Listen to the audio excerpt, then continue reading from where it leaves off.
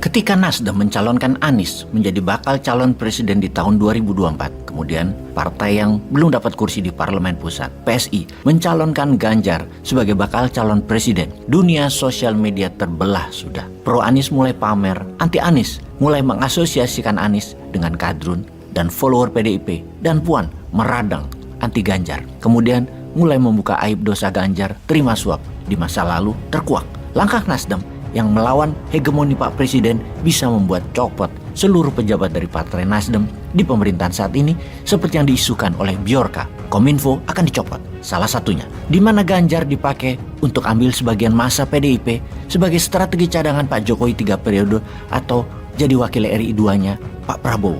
Pokoknya segala macam analisa, suka dan benci mulai bertebaran. Ini baru awal, sudah saling hujat. Alangkah indahnya negara netizen Indonesia ini. Lalu apa yang terjadi di tahun depan 2023 dan tahun-tahun selanjutnya di dunia? Itu semua seakan tidak penting. Walaupun Indonesia sebagai negara tengah, ketergantungan pada global player lebih dari 70% kebutuhan nasional impor dan ekspor nasional. Apa yang terjadi kalau analisa yang mengatakan bahwa dunia akan runtuh, complete decoupling, great reset akan terjadi di tahun 2023 dan di tahun 2024? Ini sebuah perkataan di awal yang pasti membuat sahabat semua berkerut kening, banyak yang tidak percaya. Namun saksikan video narasi ini sampai selesai. Di tahun 2023 bisa dikatakan tahun politik di Indonesia. Tahun fitnah, tahun framing, tahun hoax, tahun disinformasi pembunuhan karakter, tahun perpecahan atas kelompok satu yang tidak ingin orang dari kelompok lainnya menjadi pemimpin di Indonesia, tahun agama jadi senjata penghakiman kebenaran, tahun saling hina atas perbedaan suku dan ras, serta perbedaan status ekonomi. Peristiwa yang akan terjadi itu di negara kita ini lebih dikarenakan memang masih belum dewasa berpolitiknya. Jadi tetaplah kalian menganggap bahwa menjadi presiden dan merebut banyak kursi di parlemen serta jabatan politik adalah masalah paling penting bagi hidup Anda. Silakan. Namun apa yang akan terjadi di dunia pasti akan berimbas ke Indonesia, yang mana hal ini adalah fakta jauh lebih mengerikan dari apa yang kalian kerjakan, memfitnah saudara sendiri. Kita bahas perlahan agar menjadi pertimbangan sahabat melangkah. Jangan sampai kita menjadi yang paling menderita di tahun-tahun hadapan. Sudah presidennya jadi bukan orang yang di pihak kita, tidak mampu lagi orangnya.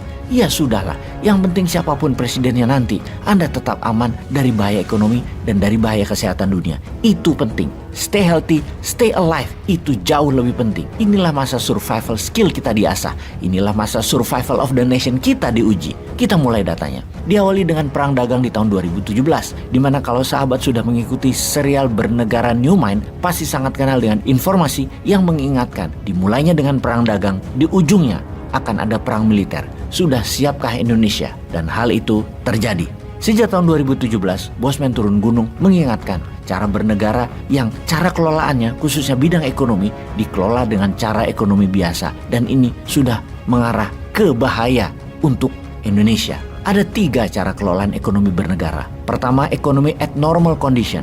Kedua, ekonomi at crisis. Krisis apapun ya. Kemudian, economic at war. Kita sudah rincikan kepada semua pejabat dan masyarakat bahwa sejak tahun 2017, dunia sudah masuk pada economic at war.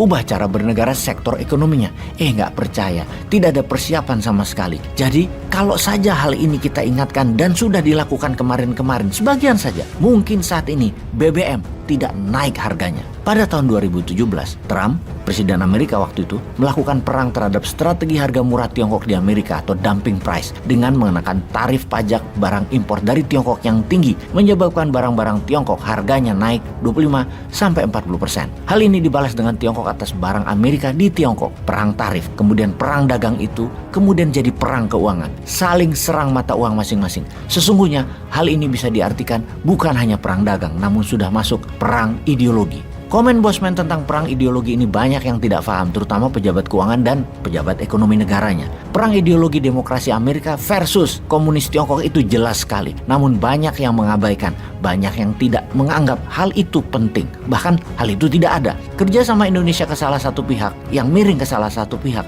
akan punya arti menantang pihak lainnya. Tetapi ya sudahlah. Memang senangnya ngutang proyek Tiongkok dan ngutang dolar pejabatnya. Yang satu sangat Tiongkok, yang satu sangat Amerika.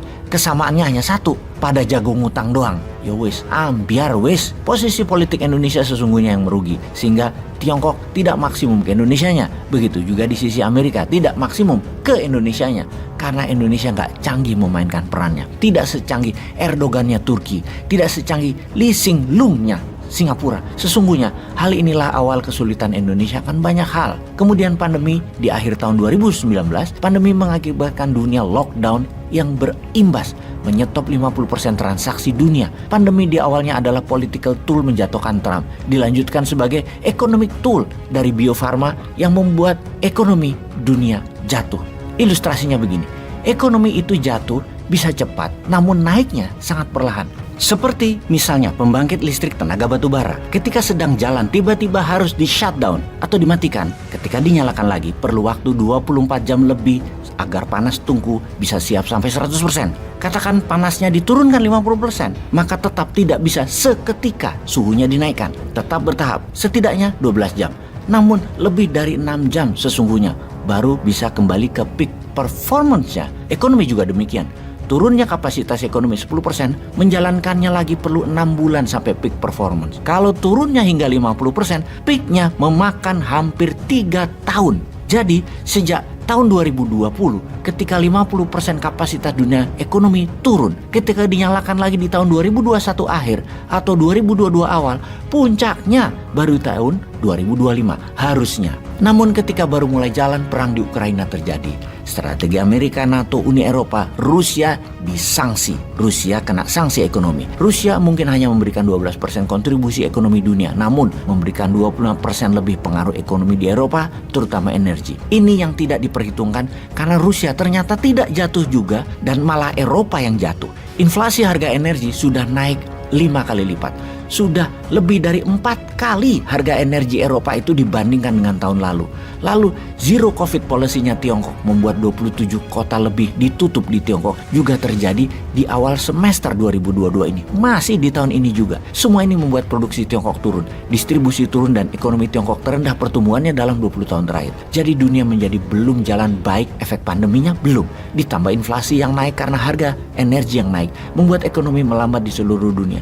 Harga barang dari Tiongkok rata-rata naik 20%-an dan distribusi terlambat. Hal ini membuat ekonomi dunia mengalami turunnya daya beli, inflasi tinggi, dan yang terburuk belum dijelaskan. Pertanyaan berikutnya adalah, bisa diakhiri dengan perang dunia kah seperti perang dunia pertama dan kedua? Inflasi dunia diakhiri dengan Great Reset perang dunia. Sekarang, apakah akan terjadi yang ketiga?